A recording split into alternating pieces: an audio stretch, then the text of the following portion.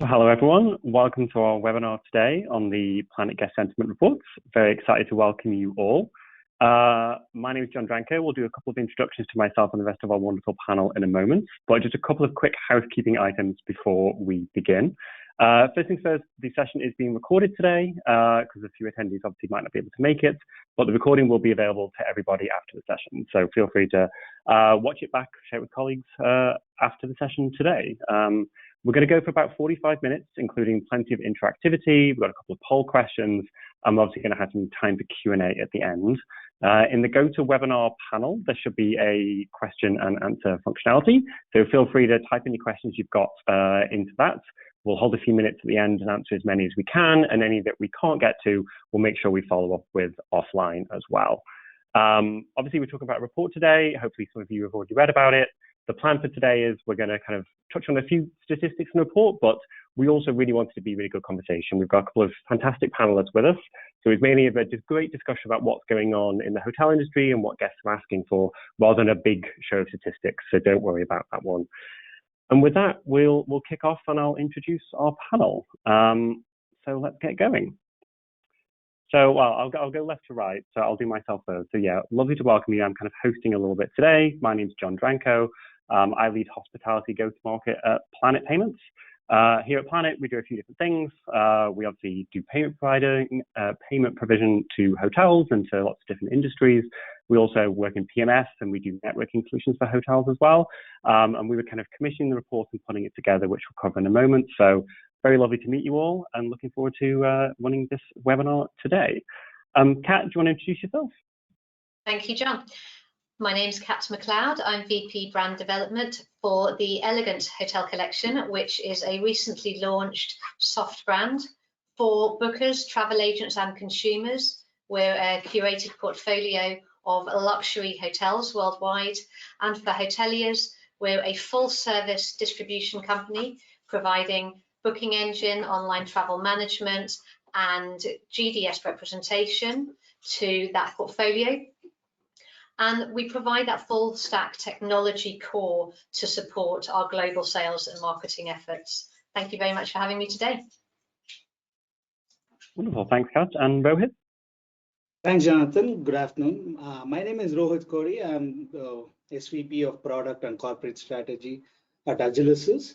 Agilysys is a software provider targeted at the hospitality industry, and we bring a whole ecosystem of solutions to the table, from a booking engine to a PMS to a POS, essentially to kind of drive that experiential booking and travel experience that the travelers are looking for. So thank you for having us here and look forward to the discussion. Wonderful. So yeah, massive welcome to you both. Okay then, so kicking into our content for today. As I mentioned briefly up front, I'm going to give maximum 1 or 2 minutes just on the report itself, and we'll give the QR code in case you haven't managed to download it. You can kind of see all the granular stuff in there. But then we're going to touch on a couple of main topics. One, we're going to have a bit of a conversation around how guests are booking and how their preferences might be changing in recent years, particularly post-COVID. Then we're going to talk a little bit around payments and how guests are paying, what their preferences are. And then we're going to kind of end a little bit on what trends for the future are we seeing. We've got a bit of an analysis of Gen Z, millennial, all the different interesting cohorts that are the travelers of today and the travelers of the future.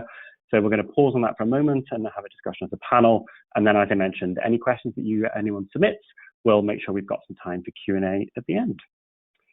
So on the report itself, what were we asking? What was the purpose? And so essentially we wanted to ask guests, travelers all around the world, what do they really want when it comes to an ideal hotel experience?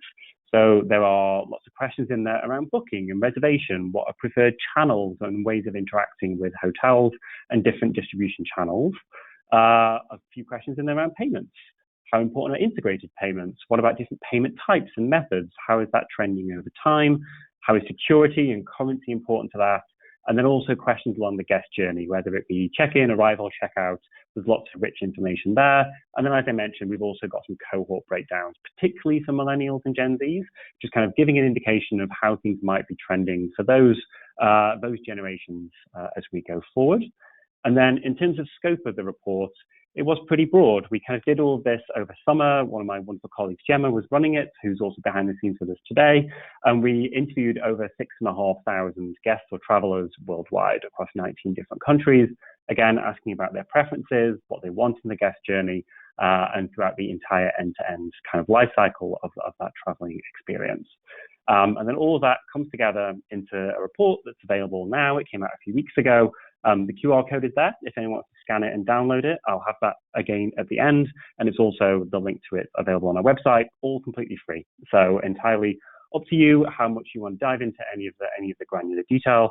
As I said, today we'll touch on a few little nuggets of information, a few interesting statistics, but mainly this is about a great discussion with our panel. So we're not going to drown anyone in statistics today, I promise. But they are available if you want to dive into that data. So with that, let's kick into our first topic. So yeah, so we thought we'd start with booking, obviously being a massive topic for everybody involved in the industry. And so I'm just going to share a couple of the most interesting insights that we pulled out, and then I'm going to have some great questions for our panel. So just to set the scene, we thought we'd have a poll, and with the attendees on the call now, we thought we'd just open a quick poll for 30 seconds, 20 seconds, just to see if what everybody on the call today is matching what the report is telling us. So the first poll question, I think Gemma's going to open the poll for us now. Very simply, have you ever booked a hotel accommodation on your mobile using an app or whatever, or a browser that might be? And just really keen to see how common that is amongst the group here today. And I'm going to vamp for 10, 15 seconds, and then we're not going to spend ages on it. Just a very quick yes or no. Just great to get the temperature of the room. So I'll give it another 5 seconds. Over half of you voted already. There we go. Okay, and so I can already see responses. So it's about 80% said yes, you have been booking on your mobile. And the rest said they haven't. I think I've gone out of full screen. Let's kick me out of full screen in the polling. Give me 1 second. There we go. I should be back. So yeah, so it's really interesting. So actually, we're a little bit lower than the survey that we did, maybe based on demographics. Who knows? But actually, almost 100% of consumers, at the very least, are looking at making reservations and browsing on a mobile device or on an online device, if you like. It's a bit less specific to mobile. So as you would expect, it's a very, very digitized process these days. And we've got a breakdown of that across all different countries and regions, but it's kind of unsurprising that it's almost ubiquitous at this point. And then we did ask a bit about channel there. So yeah, about 60% of folks said they do it on their mobile device to browse and make reservations, while another kind of 30 to 40% said they were doing it on their laptop. And yeah, only a couple of percent at this point of our respondents are not doing it in any digital way at all. Maybe they're on the phone or dropping into some of the fewer remaining travel agents on a high street. And then, as I said, we've got lots of them breakdowns by channel in the reports and by different region. And I just thought one of the interesting ones was that channel picture, which is, what is your preferred as a guest way of booking and making a reservation online? Obviously, OTAs remain very dominant. Well, it does differ, as we would expect, by region across the world. Some people are using price comparison websites. And then, of course, obviously, very important topic is hotel website direct booking. And as you can see, it's about 40 to 45% globally of folks like to book direct with the website. Obviously, we know there's discounts, there's many benefits for hoteliers.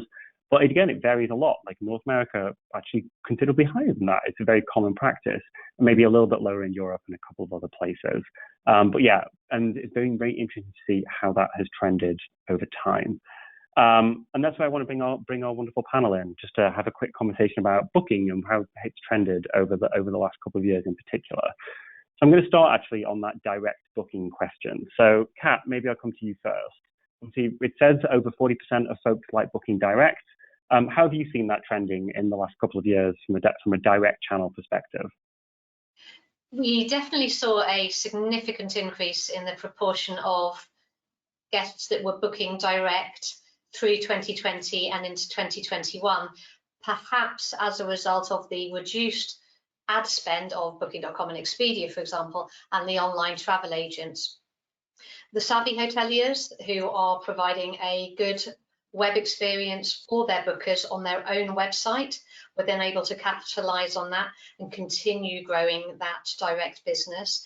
And we work in the luxury space, and when a luxury guest is booking, they're not looking for that commoditized reservation that perhaps you're getting through the OTA. They're looking for that more personalized experience. So for the savvy hoteliers who are providing a frictionless, high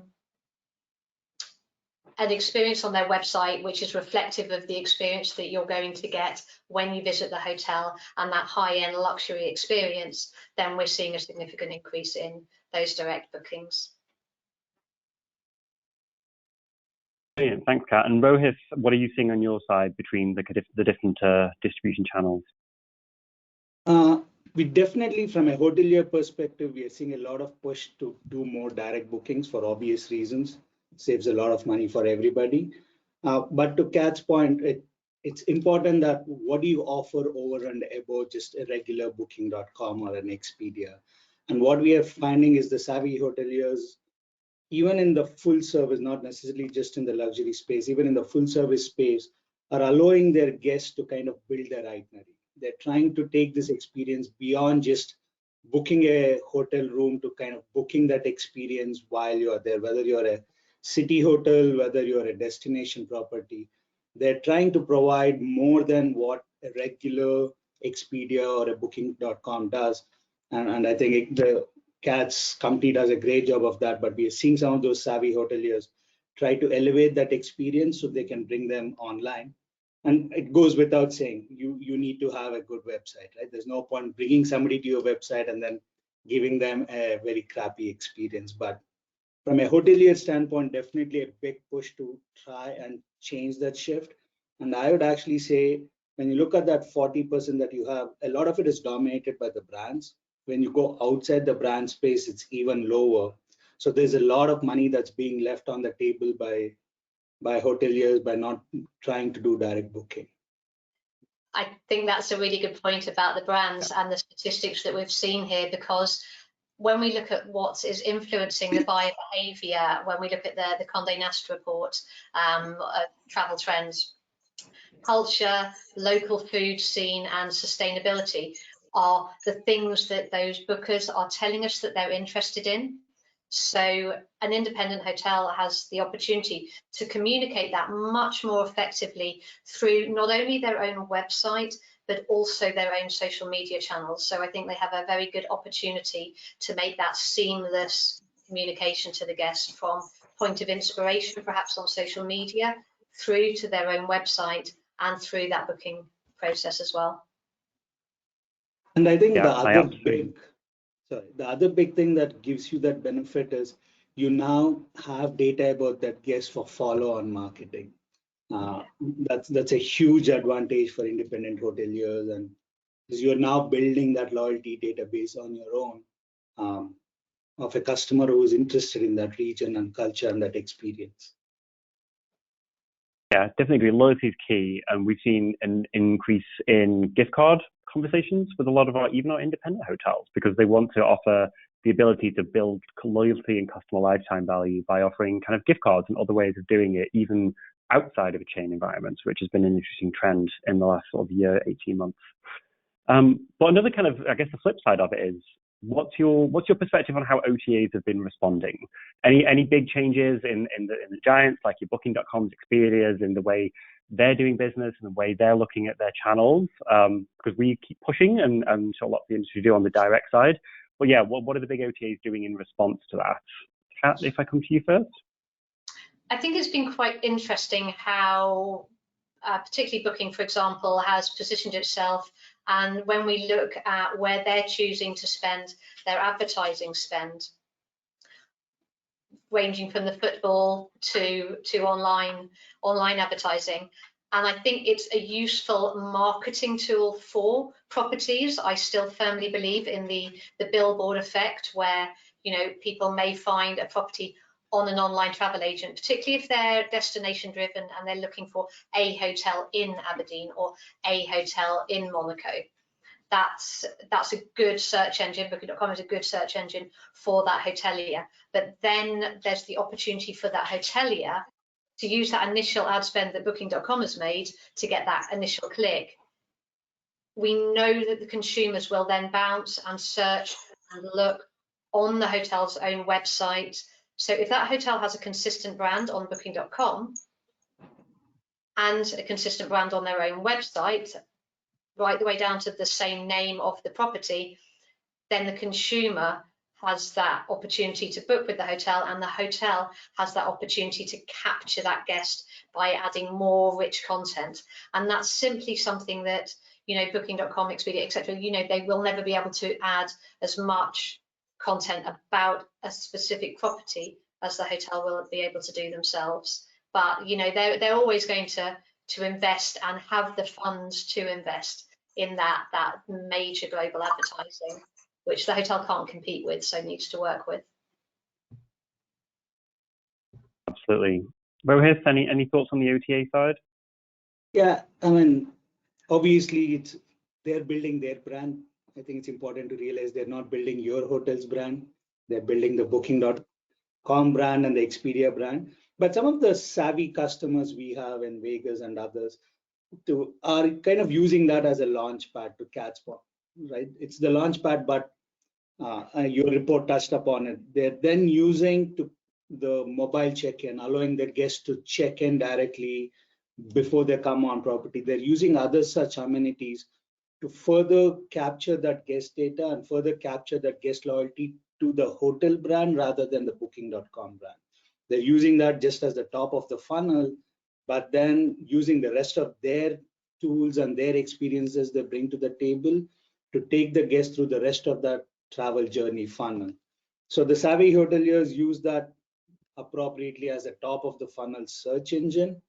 And now there's this tremendous competition from Google and the other meta ad engines that are there. So the other thing that I'm kind of curious to see how it all plays out is this whole Expedia ChatGPT driven engine that they have come up with, how transparent it is. Does that become another kind of ad booking space that you have to bid for to get suggested? So I think the jury is out there to see how that all evolves out. Yeah, it's definitely going to be interesting to see how that affects the industry writ large. And definitely, I can imagine AI creeping in at pace to this segment of the guest experience, most definitely. It's hopefully, even if they're just recommending even better packages and experiences because they know a scary amount about us. Okay, brilliant. So go on, Kat. I think that consumers are increasingly used to, whether it's Netflix or Amazon, you know, probably two of the best examples, that they are being fed bespoke and tailored AI generated content. Mm-hmm. So it's here already. They're very much used to that. I think where that independent individual hotel has the opportunity in that space is generating repeat bookers from the bookers that come via an online travel agent.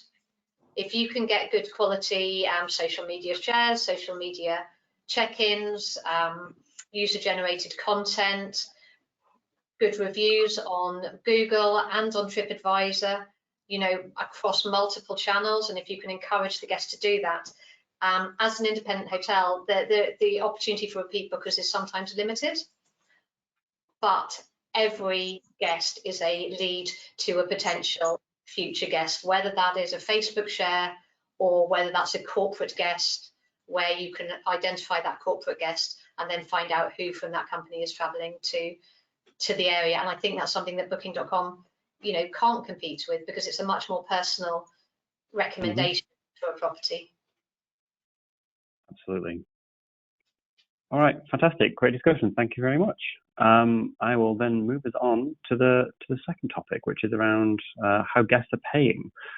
Which again, we have lots of different questions on lots of different regions, etc., between preferences. But I'm going to kick us off to begin with, again, with a very quick poll around specifically Apple Pay and Google Pay. So Gemma, if you can launching the poll for us, And it's very simple again, yes, no. Would you pay for a hotel stay? I guess either if you're paying fully in advance on your phone, or if you're paying on checkout and you're tapping your phone against the card reader at the front desk, would you pay using one of those two devices? Yes, yes or no. Again, I'll leave it open for about 20 seconds. I'll have a quick look at the results to see how representative we are as a group today. Okay, I'll give it 5 more seconds. We're over 60% of respondents. Okay, perfect. So it's about 70-30. So 70% of folks have said yes, they would. And the rest have said no, that they wouldn't. So it's dropped a little bit now, 2/3. But still, it's a pretty heavy number. And that does tally, I think, with what I was expecting, although obviously our survey was quite broad in this regard. And we asked about preferences between lots of different payment methods. And like you would expect, card is still key. So whether that be Visa, Amex, American, MasterCard, etc., that is the primary way that guests are paying, either in advance or in person, and particularly in person. PayPal for any kind of prepayment online, really, really key. And then, of course, you get a lot of the local payment methods, if you like. So, of course, if you go into China, you're going to get very, very limited Visa, MasterCard penetration. You'll get your WeChat Pay, which is the green tick in the middle, and you get your Alipay's and your Chinese Union Pays, etc. Same with an iDeal in the Netherlands, it gets quite localized. And again, the breakdowns of all are available by country. We did obviously ask for more than one preference amongst guests, so they could indicate 3 that they were happy to do that. Actually, Google Pay and Apple Pay came out a bit lower than I was expecting in this one. As we said, amongst our little group here today, it was pretty high. 2/3 of you said that you would, whereas the respondents were a little bit lower on that. But even if it is, because it's amongst the top 5 payment methods globally, it's going to be an expectation, and it does break down quite a lot by generation. So as you would expect, the younger generations, by and large, are happier to do that. I think about myself, like 5 or 10 years ago, 5 years ago, I probably wouldn't have done that for security questions, but I've gotten so used to it now. And I think we all have, generally, as a consumer and a younger traveler who's a millennial, like I'm a mid-millennial, like we're quite used to it. But that isn't true for everybody. So a core card payment terminal is still key for now, and a good payment experience online using your card number is still key. There's a couple that didn't pop up as much as I was expecting, like open banking and a few other payment pieces you may have heard of. But yeah, we're keeping an eye on those for the future, and I'm sure our panel will have some thoughts on payment methods of the future in a moment as well. We also asked a couple of other interesting payment topics in the report, and one of the interesting statistics I wanted to pull out and discuss with the panel today was on security. Because of course, particularly when you're doing it online, because face-to-face tends to have a much lower fraud rate, security is still a big concern amongst guests and amongst travelers, because the e-commerce fraud rate is still reasonably high. It's still comparatively high in the travel industry compared to some other industries, especially because, you know, the big ticket items, if you are prepaying for a large hotel stay, for instance, in advance.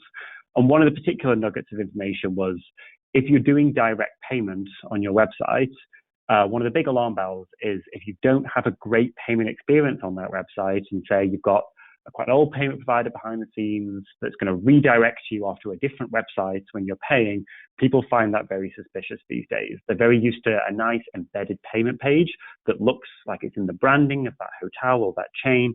And if that doesn't happen, you'll get a very high dropout rate. So not only is this a security question, because your guest is going to be a bit nervous around paying a potentially large amount of money up front, they may also drop out of the process, and they may go to a different hotel or a different site. And so you want to make sure you're guarding against that by having a nice optimized payment flow.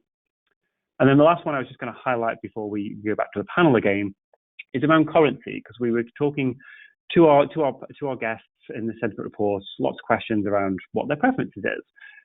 If they are in a different country with a different currency denomination than they're used to, how important is it to them that they may be given the option to pay in their home currency if they would like to? And almost 90% of guests said, yes, I would like to do that, or at least want the option to do that. And that is key. Again, it's across every demographic. People like to know if they're American, they like to see an option of paying their bill in the American currency, in the dollar, rather than euro or yen or whatever it's going to be. And that, interestingly, we won't cover it in detail today, but it can be a revenue opportunity for any hotel as well, because there's a bit of a currency conversion going on there. That rather than the bank making that 3-4% currency conversion, a hotel can share in if it's set up in the right way. So it gives your traveler what they want, and also the hotel can benefit at the same time. So it's another interesting part of the report that I thought I would quickly highlight. But again, I'm going to go back to the panel with a couple of questions. So first thing around payment methods, which is the first statistic I popped up there. And Rohit, I might come to you first on this one. How did that kind of spread of preferences resonate with you? Did that feel what you're expecting? Are there other payment methods that you're hearing about in hospitality that you kind of see as a thing for the future? How are you seeing that situation evolve? I think there are a couple of key. It varies by region. It varies very widely by region. So when you look in North America, I'm not surprised Google Pay and Apple Pay coming lower, because both of them don't allow incremental charges to be done, which is a very common practice in North America. So in fact, some of our hoteliers in North America prefer to turn off support for Google Pay and Apple Pay at the front desk for those reasons. But when you look in Asia, it's a very non-integrated payment scenario is very common there. So pay by link, a secure pay by link that's hotel branded is quite common. So we're seeing quite a wide distribution, but I think the other point you made about people wanting it to be integrated and seamless, that's universal, right? Like today, my experience is set by Uber. Like whether I land in Paris or I land in London or I land in New York, I just open my Uber app. I don't worry about what currency I'm paying in. It just charges my card on file. It just is so convenient. So our guests are kind of conditioned by that convenience, and they expect the same thing no matter where they're traveling. I've booked online, allow me to just check in, don't bother me, you have my card, charge me at the end of my trip and move on. So that convenience of removing friction points, and payment is a big friction point with both a security concern from the point of the guest and a chargeback concern from the point of the hotelier. So having that integrated payment with a good provider, providing a seamless experience, I think that's a universal trend that we are seeing, but the payment methods vary by region. Yeah, I completely agree with that. We see exactly the same, which is, it still surprises me, and I've been at Planet about 18 months at this point, the proportion of our PMS customers who have got a completely standalone payment terminal and they don't talk to each other. And yes, that's not as great an experience for the guest because they want to be recognized throughout the process. But it's also not great for the hotel either, because the end of day processes, you've got to kind of marry up the data in your PMS with the data in your kind of financial reporting mechanisms in your payment provider. And having one system that can pull that together for you saves the hotel time, end of day, end of month, whatever you want to do it. It's integrating those is a real value add to basically everyone in this ecosystem. I agree. Kat, how about you? What kind of trends are you seeing in kind of payment methods and preferences amongst guests in recent times?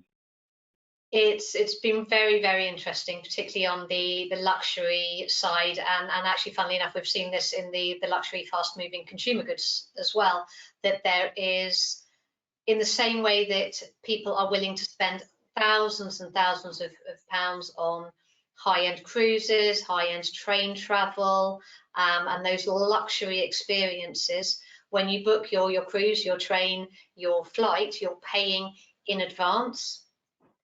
People are much more used to now paying for their hotel stay in advance.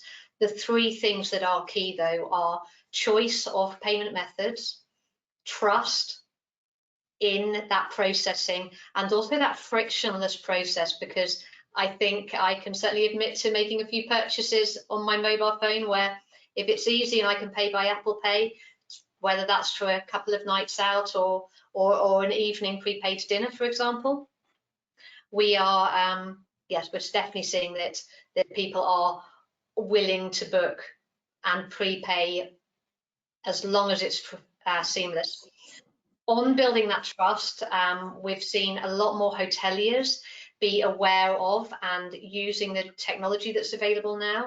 So it can be something as simple as having a masked URL on the booking engine webpage so that you're on, say, axhotels.com, And then when you click to book, you are going to secure.axhotels.com. You're still within that same website. You're still within the look and the feel, and that payment confidence is there for the booker.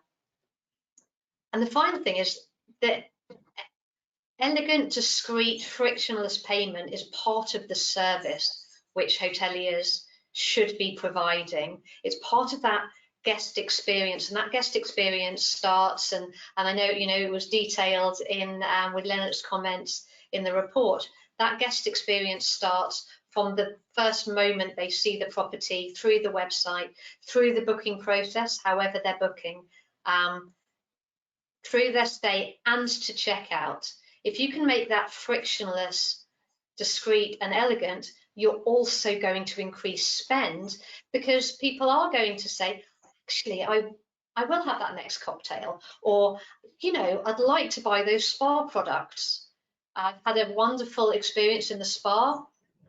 I'm going to buy that body lotion now as well. So with that frictionless process, there's also a chance to serve the guest more and sell the guest more. Yeah, that's something we are seeing too. The ability, the more friction you reduce, you can increase your ticket size, so as to speak, right? The more easier it is for me to buy, more I'm going to buy. And we see that not just in hotel spend, spa spend, even in F&B spend. But I had a quick question for you. In your luxury travel segment, are you seeing people use the pay by installment like Afterpay and Klarna and stuff like that? It's a really good question. So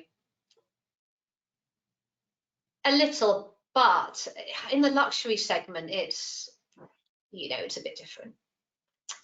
But I also think it's partly because the hoteliers aren't making it available yet.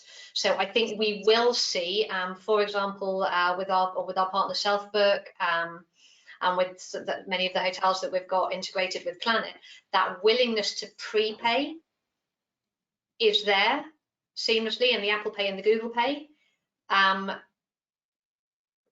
Hoteliers often struggle with things like Klarna, and a lot of the newer things that are coming on board, because often from a hotel perspective, you know, we're coming, you know, I'm from a food and beverage background originally.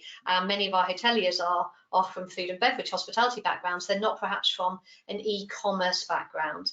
So Klarna and those sort of payment methods are very much an e-commerce the side of the world, where I think we need to continue working to bring those into hospitality. Fair point, yeah. Yeah. In a prior life, I looked after payments in digital goods and gambling, and they tend to be sort of the bleeding edge that are going to invest in these payment methods first. And I think hospitality, it's felt a little bit slower in the adoption of those kind of like brand new innovations, but it's coming. And as we've already heard from the whole panel, it's what guests are expecting, and that expectation is just going up and up and up every single year.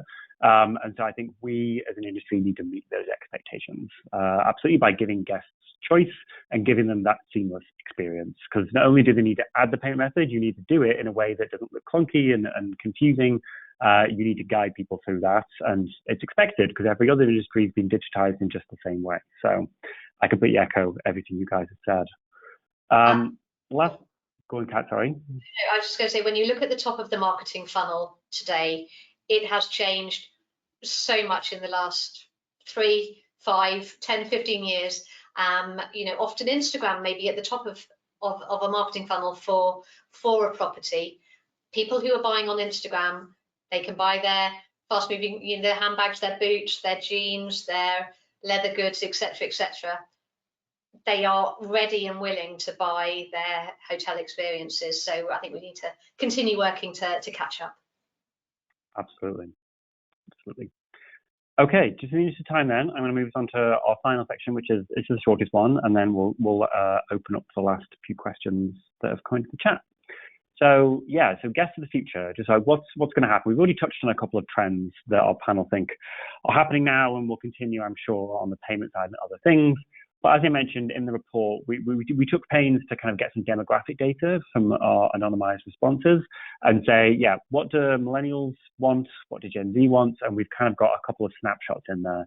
Just to remind everybody, Gen Z millennials are the majority now of travelers, of guests that are going out there. They're kind of over 57% of the markets that are buying these hotel stays and experiences in the market writ large. So what they want, was every passing day, gets incrementally more important. And so we have, went one over. For instance, a Gen Z snapshot. How willing are they to use online travel agencies? How important are things like Wi-Fi solutions to them? I was actually surprised that it was only 48%. I actually think if Wi-Fi wasn't available, a Gen Z probably might be even more angry than that statistic might imply. But what are their booking preferences? Again, what are their payment preferences? So I won't go through and present these now because, again, as I mentioned, this is a bit more about an open dialogue. But it does give you a lot of granular information about these and other cohorts as we go up in age to say what trends are we seeing? How is it different? And again, how should we, as a hotel industry, be thinking about this as it progresses in the future? So again, I wasn't going to share a lot there, but I did just want to kind of highlight the key feature of the report itself. And again, I was just going to pause for one or two questions with Kat and Rohit with you again, which is any particular reflections on young travelers today, whether it be any part of the experience end to end? What are you seeing them demanding? Kat, I might come to you first. Are they tending to buy luxury, or are they going for the cheaper options and you haven't quite seen them come through yet? What are you thinking about the youngsters today? The youngsters today, there are, obviously there's a huge variety, even within a city like London. But if we just take the luxury experiences and the guests that we're seeing, young people are, wants to spend more time and more money than ever before on traveling and experiences. They bought all of the things during the pandemic. Perhaps they're never going to be able to have a mortgage, so why not spend the money now? And we are very much seeing the Instagram generation booking and staying in luxury properties. I think it's very interesting on this stat on the Wi-Fi. Reliable Wi-Fi is a complete hygiene factor. You might as well say, oh, how important is having a pillow on the bed? It's not even, it's unconscionable that the hotel won't have reliable Wi-Fi. It's a must, even with previously off-grid retreats. But no, Gen Z millennials, something that they do expect is that ease of access. So using QR codes for Wi-Fi, for content, for information, being able to communicate via that. They don't want to speak to somebody very often. They want to be able to communicate with front desk via WhatsApp or via, they don't want to have to download an app onto their phones to communicate or pick up the phone. They just want to use WhatsApp. So I found the whole stats thing at the end on the different demographics absolutely fascinating, because that's definitely borne out in the guests that we see staying in our hotels. It's important to have that choice though, because there are still the older generations that are booking, and choice is still very, very important. So I don't want us to move away from that human interaction just yet. Agreed. And Rohit, how are you thinking about a guest of the future? No, I think Kat hit the nail on the head, right? We kind of look at it as a solution provider. It's ever providing that omni-channel experience. Yeah. That same guest at different points of time wants to interact with you in different ways, right? Like a 30-year-old couple with kids, their interaction is very different than when they're just traveling, husband and wife, for a romantic getaway. So the ability to cater to that guest the way they want to be catered, when they want to be catered, I think is now table stakes. And I found that Wi-Fi question even funny to ask, because now, like Kat said, it's just assumed. You mean I don't have Wi-Fi and I have to pay for Wi-Fi? It's like connectivity is just assumed. Like the new generation just assumes everything is just there, right? Like if I could start my Netflix on my phone, continue watching it on a tablet, then go home and see it on the big screen. that ubiquitous experience is what now we want everywhere. And the other thing that I found interesting and what we are seeing is the younger generation, the top of the funnel, Kat alluded to with the Instagram and TikTok are becoming major destinations for the top of the funnel, right? A lot of news is being consumed out of those channels rather than the traditional search engine. So the savvy hotelier definitely wants to use them, travel influencers. So that influencer marketing aspect of it is definitely becoming a bigger trend in the last 3 years than it was probably 5-10 years back. Yeah, I recognize all of that. And the interesting thing about Wi-Fi is I think myself as a traveler now, Chromecast or an equivalent thereof, the ability to put on things on screen, I always take as a hygiene factor at this point. And I think that's much less common, especially in some independent hotels. And it's another expectation, I think, that's rising quite rapidly, that as a technical innovation that some of the hotels potentially needs to keep catching up on. But the big brands obviously have got pretty good systems in place for it. So, it's a really interesting topic. I'm sure we could talk about it much more, but I know I promised about 45 minutes, so we've only got sort of 5 minutes left for other questions. But yeah, big thank you. I just had one thing, Jonathan. Sorry, I'd encourage the hoteliers on this webinar to look into dynamic currency conversion, right? Oh yeah. I mean, Las Vegas is a big destination resort destination, and we have a lot of customers there. There's significant money that people are making by giving customers or their guests the option to pay in their currency of choice. So if you're not already doing it, especially if you're in a market that has international visitors like London or any of them, I would definitely encourage you to look into that with your payment provider. Yeah, we would say exactly the same. Again, it's giving guests what they want and it's a potential revenue stream for the hotel. So it feels a bit obvious to say it, but there's still a large percentage of people, of hotels that don't offer it. And then the important thing is there are still many hotels, we see this in our data all the time, that do offer it, but the opt-in rate's about 1 or 2%. And the industry average would be about 25 to 30, depending on if it's like a city location or not. And because of course we've got a lot of mobile employees that are kind of seasonal employees, they may not be there all the time. It's kind of hard to train them all and have to present that to a customer and to give them that choice. So it is something you always have to be alive to, even when you put dynamic currency conversion live, because you've got to keep people updated on it all the time on your front desk. But again, it's important because it gives guests what they want and it's better for the hotel as well. So Rohit, I absolutely agree on that one. All right then, so just the last couple of minutes, I will quickly look at some of the questions. As I said, we'll cover a couple of questions now, and then we will cover any we don't get to offline. Let me just scroll down. Okay, so just one question here on chargebacks are still a problem, because I think it's probably because I mentioned the fraud and security piece. What is going on in the industry to help protect us is essentially the question. It's an interesting one for me actually, because I was at a company called WorldPay in the payment space before this, and I did fraud and security products and the rollout of authentication and things for a couple of years. So it's one that's quite close to me. And I think the industry, particularly for online booking, has come on a long way. And now with direct hotel bookings, you'll have what's called 3D Secure, so the extra little pop-up that you have to put an extra password in, or you might get a little text message with a code. And generally that has helped improve fraud rates and lower chargeback rates in Europe in particular. And that's constantly a moving feast.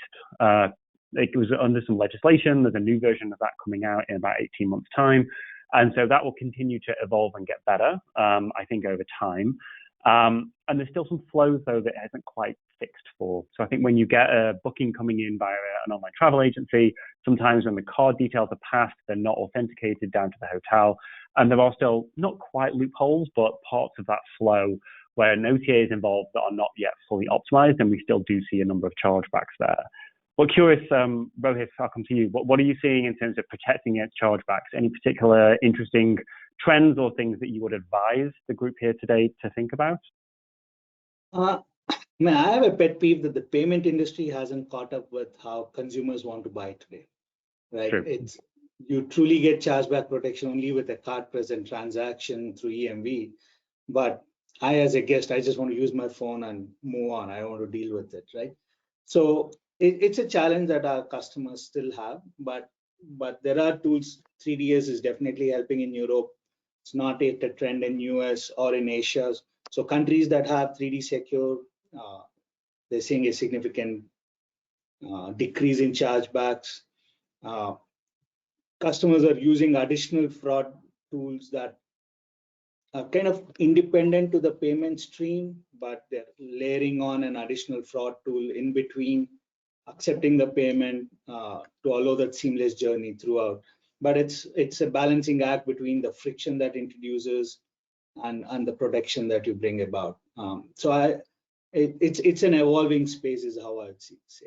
It is, and you're completely right. You've got to balance that conversion rate with it. When 3-4 years ago this was all emerging around 3D secure being mandatory, I remember everybody panicking, saying, "Oh, my consumer is going to drop out of my checkout." And it's a fair thing, because yes, you want to have as good a flow as your competitors, and you want to have a great guest experience. But at the very least, I would say people are not going to not travel and go on holiday because 3D secure exists. It's just a competition between you and other hotels in the area or the OTAs to give that frictionless guest experience. Kat, what would you say on chargebacks and protecting consumers? Well, I'm glad you mentioned the danger of and the concern that hoteliers often have in terms of creating friction in that guest booking experience. Particularly anybody who, say, for example, uses Amex or a number of the cards, when they are making purchases on many other systems, they are going through that 3D secure process. So it's okay to do that from a hotel perspective, because you are getting, you've secured that guest. Now you just need to bring them in that last bit of the way. You can do it, have faith, because you are building security for yourself as a business, and you are building security for the guests. So just stick with it, and yeah, don't be afraid of. And the savvy hoteliers are actually using that as a marketing tool. The fact that they care about security and taking care of the guest security. It's not just their physical security while they're on property, but also their digital security while they're in that booking journey. So I think there's a way in which you can turn that to your advantage. Yeah, and I think you're completely right. And I think travelers are getting used to it now. I didn't pull the stat out for the presentation today, but I was quite surprised by it, having lived this topic for years. I think 40 or 45% of respondents said they actually feel better in the payment experience if they get redirected into their bank to approve it. So it's actually giving them an increased level of confidence, which is, yeah, there's still definitely a conversion rate question there. You've got to make the redirect into your banking app as seamless as possible, but it gives them, because it's a large amount of money if they're paying up front, right? So they need to feel that confidence, and it's giving them that confidence. So let's not be scared of adding those extra protection levels to the guests, because it can work to the hotel's advantage. Wonderful. Okay, I realize, and I'm going dark in the room, which tells me that I'm probably a little bit over time. So I'm going to draw us to a close there, because I know I promised 45 minutes and we went a tiny bit over. But I want to say a massive, massive thank you to our fantastic panelists today. So thank you, Kat, and thank you, Rohit. Also a huge thank you to Laurie and Gemma and Robert for setting up the webinar today. And a big thank you for everybody who joined us. As I mentioned, the recording is available if anybody wants it offline. And of course, the report is free on the QR code that I popped up on screen here. So feel free to download it. And of course, send us through any questions offline you have. I'm sure anybody in any of our teams will be happy to talk to you a little bit more about these topics and anything that you heard today. So huge thank you. And I hope everybody has a wonderful rest of their day. Thank you very much. Thanks, everyone.